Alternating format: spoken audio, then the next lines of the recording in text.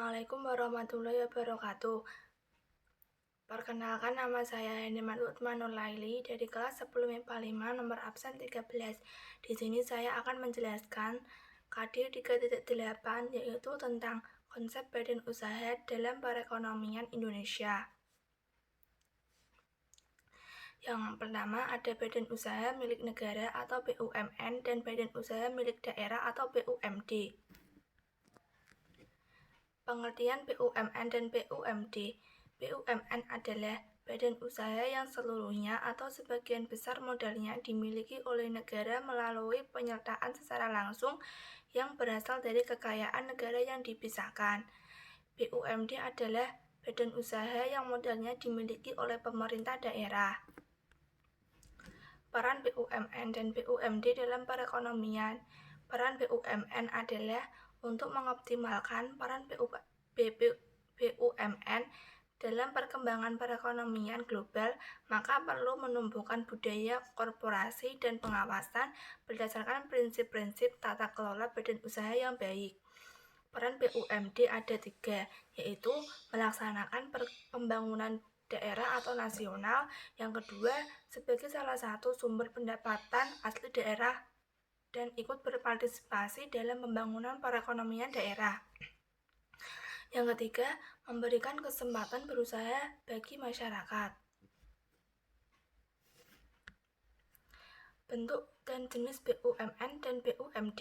Bentuk dan jenis BUMN ada 2, badan usaha perseroan atau persero, yang kedua badan usaha umum atau perum. Bentuk dan jenis BUMD ada 3, industri, perdagangan, dan jasa. Kebaikan dan kelemahan BUMN dan BUMD. Kebaikan dan kelemahan BUMN adalah kebaikannya yang pertama, berusaha pada sektor-sektor yang menguasai hajat hidup orang banyak. Yang kedua, sediakan barang dan jasa publik untuk kesejahteraan masyarakat. Yang ketiga, membantu keberadaan lainnya supaya dapat berusaha lebih baik. Kelemahannya yaitu yang pertama, karena sebagian BUMN bertujuan memberi layanan pada masyarakat. Yang kedua, maju mundurnya BUMN tergantung dari niat baik para penentu kebijakan pada BUMN. Yang ketiga, lambat dalam mengambil keputusan karena pemilik adalah pemerintah sehingga untuk memutuskan sesuatu harus melalui birokrasi yang panjang. Kebaikan dan kelemahan BUMD. Kebaikannya yaitu yang pertama, berusaha menyediakan barang-barang untuk kebutuhan pemerintah daerah. Yang kedua, sumber pendapatan asli daerah. Yang ketiga, menyediakan lapangan kerja. Yang keempat, memberikan keamanan kerja bagi pegawainya. Kelemahannya yaitu yang pertama, sering kekurangan modal. Yang kedua, pengelolaan yang menyangkut birokrasi sehingga BUMD kurang cepat mengambil keputusan. Yang kedua, badan usaha milik swasta atau BUMS. Pengertian BUMS yaitu BUMS adalah badan usaha yang modalnya dimiliki dan dipegang oleh pihak swasta baik dalam negeri maupun luar negeri.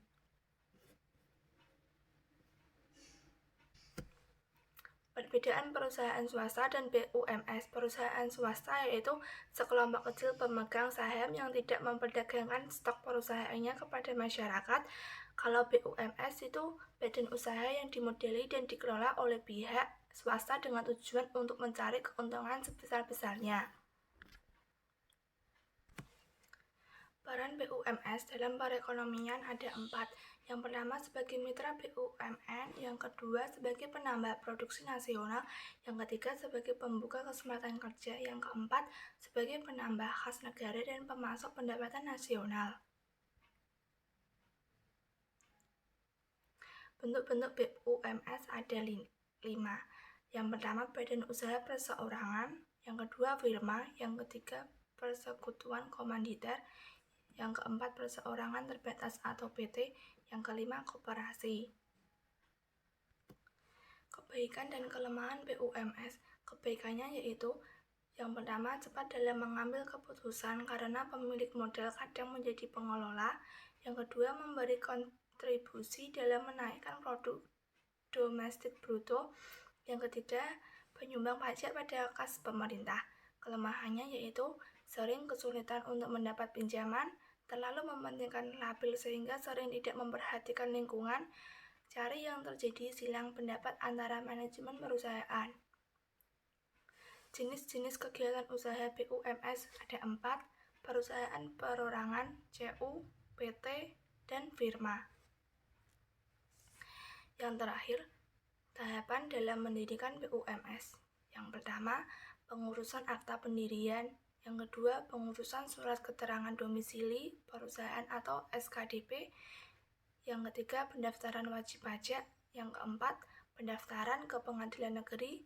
Yang kelima, pengurusan surat izin usaha perdagangan atau SIUP.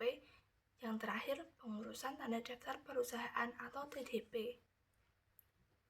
Sekian dari saya. Wassalamualaikum warahmatullahi wabarakatuh.